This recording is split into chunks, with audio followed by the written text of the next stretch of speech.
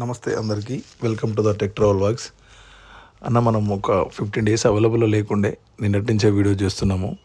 చాలామంది కాల్స్ చేసిర్రు, చాలామందికి కాల్ రెస్పాన్స్ అయ్యి మనం అటెండ్ అయినాము. ఒకరిద్దరికి కొంతమందికి అటెండ్ కాకపోవచ్చు.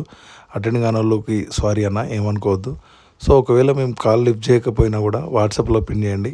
100% వాట్సాప్లో అయితే మేము రెస్పాన్స్ ఇస్తాము. ఒక 1 hours లేట్ అయినా కూడా ఖచ్చితంగా చూసుకొని మళ్ళీ రిప్లై ఇస్తామండి.